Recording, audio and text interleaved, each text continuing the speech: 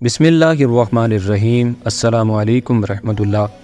دوستو، آج کی اس ویڈیو میں ہم بدنام زمانہ یزید پلید کا تعارف بیان کریں گے کہ یزید کا کردار کیسا تھا، وہ اتنا ظالم و جابر کیوں تھا، اس نے اہل بیت اطہار پر اور حضرت امام حسین پر ایسے ظلم کیوں کیے، اور یزید پلید کے 3 ایسے کارنامے آپ کے سامنے بیان کریں گے کہ جن کو سن کر دل خون کے آنسو روتا ہے۔ لہٰذا ویڈیو کو مکمل سن کر خود ہی فیصلہ کیجیے گا اور ہمیں کمنٹ میں بتائیے گا کہ آپ نے یزید کی ذات سے کیا سبق سیکھا ہے اور آپ کا یزید کے بارے میں کیا خیال ہے۔ دوستو، انسان کا کردار و عمل اس کے تعارف، اس کے انٹروڈکشن کا ایک ذریعہ ہوتا ہے۔ اگر کردار اچھا ہو تو اس شخص کو معاشرے میں قدر کی نگاہ سے دیکھا جاتا ہے، اور اگر کردار برا ہو تو معاشرے میں ایسے شخص کی کوئی عزت نہیں ہوتی۔ تاریخ میں جہاں ایسے روشن و تابندہ ہستیاں گزری ہیں جن کا نام علم و فضل کی علامت اور ان کا ذکر باعث برکت ہے، وہیں ایسے بد کردار، ظالم و جفاکار لوگ بھی گزرے ہیں جو انسانیت کے نام پر بدنما دھبا بن گئے۔ تاریخ کا ایک ایسا ہی ظالم، جابر، فاسق و فاجر حکمران یزید پلید بھی گزرا ہے۔ یہ وہ بد نصیب شخص ہے کہ جس کی پیشانی پر اہل بیت کرام اور صحابہ کرام علیہم رضوان کے بے گناہ قتل کا سیاہ داغ ہے، جس پر ہر زمانے میں دنیا اسلام ملامت کرتی رہی ہے، اور قیامت تک اس کا نام تحقیر کے ساتھ لیا جاتا رہے گا۔ جب بھی اس کے مظالم اور سیاہ کرتوتوں کا تذکرہ ہوتا ہے تو روح تڑپ کر رہ جاتی ہے۔ کردار و عمل اور حیا سے عاری یہ شخص گانے باجے کا دل دادا، کتے پالنے کا شوقین اور شراب نوشی کا رسیا تھا۔ اکثر اوقات اس کے ہاں شراب کی ناپاک بزمیں جاری رہتی تھیں۔ جب یزید کو شراب کی حرمت یاد دلائی جاتی تو یہ بدبخت کہتا کہ اگر دین احمد صلی اللہ علیہ وآلہ وسلم میں شراب نوشی حرام ہے تو پھر مسیح ابن مریم علیہ السلام کے دین پر پی لو، یعنی عیسیٰ علیہ السلام کی شریعت پر وہ اس شراب کو جائز سمجھتا تھا۔ استغفر اللہ۔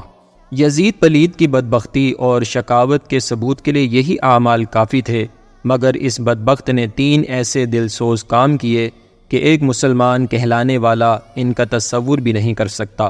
جب ان واقعات کا تصور ذہن میں آتا ہے تو دل خون کے آنسو روتا اور کلیجہ منہ کو آتا ہے۔ دوستو، سب سے پہلے اس نے دل کو رلا دینے والا یہ کام کیا کہ امام حسین کو شہید کیا۔ یزید پلید کے دور میں یزیدی لشکر نے نواسہ رسول، جگر گوشہ بطول، گلشن رسول کے مہکتے پھول، امام عالی مقام امام حسین اور آپ کے رفقاء کرام رضوان اللہ تعالی علیہ مجمعین پر ظلم و ستم کے پہاڑ توڑے اور نہایت بے دردی سے میدان کربلا میں شہید کر دیا۔ شہدائے کربلا کے جسموں کی بے حرمتی کی، ان کے بے گور و کفن مقدس جسموں کو گھوڑوں کی ٹاپوں سے روندا۔ اس بدبخت نے دوسرا بڑا کام یہ کیا کہ مدینہ طیبہ کے مکینوں سے زبردستی بیعت لینے کے لیے ایک لشکر بھیجا، جس نے مدینہ طیبہ میں خون ریزی کا ایسا بازار گرم کیا کہ جس کی مثال تاریخ میں نہیں ملتی۔ یزیدی لشکر نے مدینہ طیبہ کے مکینوں پر ظلم و بربریت کی انتہا کر دی۔ وہاں کے 700 نامور قریشی، انصاری اور مہاجرین کے علاوہ 10,000 عام لوگوں کو قتل کیا، جن میں آزاد غلام، عورتیں اور بچے سب ہی شامل تھے۔ یزیدی لشکر نے صرف قتل و غارت ہی پر اکتفا نہ کیا، بلکہ وہاں پر خوب لوٹ مار مچائی۔ 3 دن تک مدینہ طیبہ میں ہر ناجائز کام ان ظالموں نے کیا۔ یزیدی لشکر نے مسجد نبوی شریف کی بھی شدید بے حرمتی کی، جس مسجد میں رسول کریم صلی اللہ علیہ وآلہ وسلم نے صحابہ کرام علیہم رضوان کے ساتھ نمازیں ادا فرمائیں، اس پاکیزہ مسجد میں گھوڑے باندھے گئے۔ ایام حرہ میں مسجد نبوی میں 3 دن تک اذان و اقامت نہ ہوئی۔ مدینہ منورہ کی مشرقی جانب ایک جگہ کا نام حرہ ہے، تو انہی ایام حرہ میں مسجد نبوی میں 3 دن تک اذان و اقامت نہ ہوئی۔ نبی اکرم صلی اللہ علیہ وآلہ وسلم کی قبر مبارک سے ہلکی سی آواز آتی، جسے سن کر جلیل القدر تابعی بزرگ حضرت سعید بن مسیب رحمۃ اللہ تعالی علیہ نمازوں کے اوقات پہچان لیتے تھے۔ اس بدبخت نے تیسرا کارنامہ یہ انجام دیا کہ مکہ مکرمہ پر حملہ کیا۔ چنانچہ مدینہ الرسول میں لوٹ مار اور قتل و غارت گیری کے بعد ان بدبختوں نے صحابی رسول حضرت عبداللہ بن زبیر رضی اللہ تعالیٰ عنہ کو شہید کرنے کے لیے مکہ مکرمہ کا رخ کیا۔ ان سنگ دلوں نے یہ بھی نہ سوچا کہ اس حرم پاک کی عظمتیں قرآن و حدیث میں بیان کی گئی ہیں، انسان تو انسان، یہاں کے تو شجر و حجر کی بھی حفاظت کا حکم دیا گیا ہے، مگر جب دل دنیا کی لالچ میں اندھے ہو چکے ہوں اور آنکھوں پر حرص و ہوس کے پردے پڑے ہوں تو پھر نہ خاندان رسول کا لحاظ رہتا ہے، نہ حرمین طیبین کا پاس رہتا ہے۔ ان لوگوں نے حضرت عبداللہ بن زبیر رضی اللہ تعالیٰ عنہ کو شہید کرنے کی مکمل تیاری کی، کیونکہ یہاں ان کے راستے کی سب سے بڑی رکاوٹ یہی تھے۔ چنانچہ اس بے حس اور بے عقل لشکر نے مکہ مکرمہ کا محاصرہ کر لیا۔ 1 ماہ سے زیادہ اس کے محاصرے سے جب کامیابی نہ ملی تو ان بدبختوں نے بیت اللہ شریف پر منجنیکوں سے سنگباری شروع کر دی۔ دوستو، منجنیک ایک 4 پہیوں والی لکڑی سے بنی ہوئی ایک توپ ٹائپ مشین ہوتی تھی کہ جس میں بہت بڑا پتھر رکھ کر اس پر تیل چھڑک کر آگ لگا کر دشمن کی طرف سنگباری کی جاتی تھی، اور یہ اتنا بڑا پتھر ہوتا تھا کہ یہ بڑی سے بڑی قلعے کی دیوار کو توڑ دیا کرتا تھا۔ تو یزیدی لشکروں نے منجنیکوں سے سنگباری شروع کر دی۔ ان منجنیک مشینوں کو ہم تاریخ پر بنی ہوئی کچھ فلموں میں بھی دیکھ سکتے ہیں جس میں منجنیکوں کا استعمال کیا گیا ہے۔ تو انہوں نے منجنیک سے سنگباری شروع کر دی۔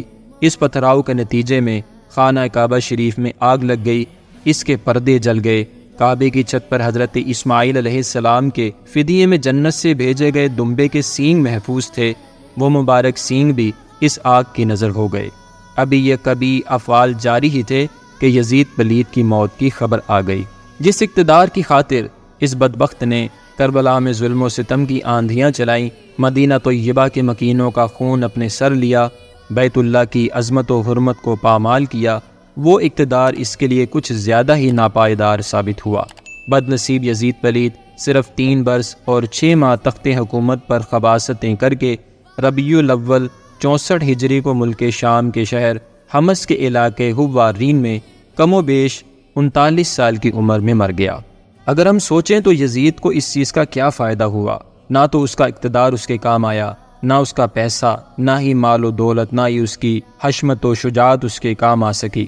اور کیوں نہ ہو کہ موت تو برحق ہے، کہ موت آئی پہلواں بھی چل دیے، خوبصورت نوجواں بھی چل دیے، دنیا میں رہ جائے گا یہ دبدبا، زور تیرا خاک میں مل جائے گا، تیری طاقت تیرا فن عہدہ تیرا، کچھ نہ کام آئے گا سرمایہ تیرا۔ اللہ رب العزت کی پاک اور بلند بارگاہ میں دعا ہے کہ اللہ پاک امام حسین اور آپ کے رفقائے کرام و اسیران کربلا و شہدائے کرب و بلا رضوان اللہ تعالی علیہ مجمعین پر اپنی کروڑ کروڑ رحمتوں کا نزول فرمائے۔ اللہ پاک امام حسن اور امام حسین ان دونوں بھائیوں پر جو کہ جنتی نوجوانوں کے سردار ہیں، جنہیں نبی پاک علیہ السلام نے دنیا میں ہی جنتی نوجوان کے سرداروں کی بشارت دی تھی، اللہ پاک ان کے درجات کو بلند فرمائے اور ان کے صدقے میں اللہ پاک ہم مسلمانوں کی حفاظت فرمائے۔ اللہ پاک ہمیں نیک اعمال کرنے کی توفیق عطا فرمائے۔ دوستو، اگر آپ کو ہماری یہ ویڈیو پسند آئی ہے اور آپ نے اس ویڈیو سے کچھ نہ کچھ سیکھا ہے تو ہماری اس ویڈیو کو لائک اور شیئر کریں اور ہمارے چینل کو سبسکرائب کرنا نہ بھولیے گا۔ اب تک کے لیے اتنا ہی، ایک نئی ویڈیو کے ساتھ پھر حاضر ہوں گے۔ اپنا بہت سارا خیال رکھیے گا۔ فی امان اللہ۔